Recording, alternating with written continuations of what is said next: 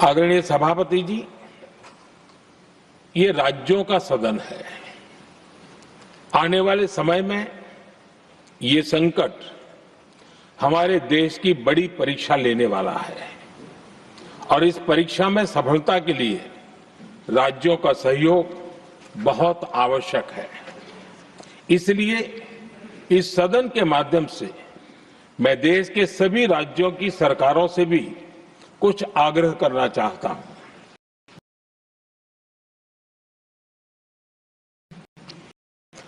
संकट के समय गरीबों पर, श्रमिकों पर, प्रवासी साथियों पर बहुत बुरा असर पड़ता है। इसलिए पीएम गरीब कल्याण अन्न योजना का लाभ समय पर मिलता रहे, ये सुनिश्चित करना होगा। जहां प्रवासी श्रमिक साथी काम करते हैं, उनकी परेशानियों को दूर करने के लिए प्रोएक्टिव कदम उठाए जाएं। ऐसी स्थितियों पर नजर रखने के लिए राज्य सरकारें विशेष व्यवस्थाएं करें तो इससे काफी सुविधा होगी। राज्य सरकारों को एक और चुनौती पर भी बहुत अधिक ध्यान देना होगा। ऐसे समय में कालाबाजारी करने वाले, जमाखोरी करने वाले बहुत एक्टिव हो जाते हैं। जहां से भी ऐसी शिकायतें आती हैं, वहां त्वरित कार्रवाई होनी चाहिए। जरूरी चीजों की सप्लाई निर्बाध चलती रहे, ये सुनिश्चित करना हर राज्य की प्राथमिकता होनी चाहिए। आदरणीय सभापति जी, मैं सभी राज्य सरकारों से एक अनुरोध और करना चाहता हूं। संकट चाहे कितना भी बड़ा हो, भारत की तेज ग्रोथ बनाए रखना हम सभी का दायित्व है।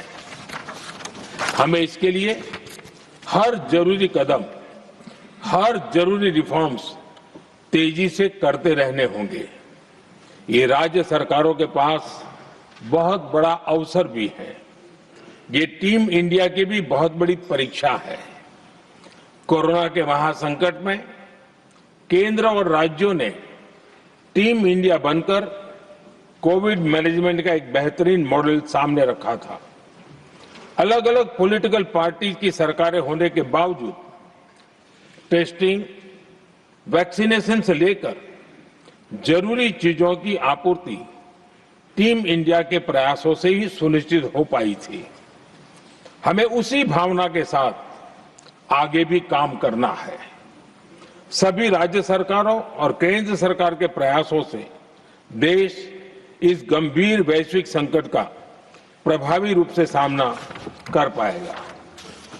आदरणीय सभापति जी, ये संकट अलग प्रकार का है और इसके समाधान भी अलग प्रकार से ही तय किए जा रहे हैं। हमें धीरज के साथ, संयम के साथ, शांत मन से हर चुनौती का मुकाबला करना है। आदरणीय सभापति जी, जैसा कि हम देख रहे हैं कि इस युद्ध को लेकर पल पल में हालात बदल रहे हैं, इसलिए मैं देशवासियों से भी कहूंगा कि हमें हर चुनौती के लिए तैयार रहना ही होगा। इस युद्ध के दुष्प्रभाव लंबे समय तक रहने की प्रबल आशंका है, लेकिन मैं देशवासियों को भरोसा देता हूं, सरकार सतर्क है, तत्पर है और पूरी गंभीरता से रणनीति बना रही है, हर निर्णय ले रही है। देश की जनता का हित हमारे लिए सर्वोपरि है। यही हमारी पहचान है, यही हमारी ताकत है। इसी भावना के साथ मैं अपना वक्तव्य समाप्त करता हूं। बहुत बहुत धन्यवाद।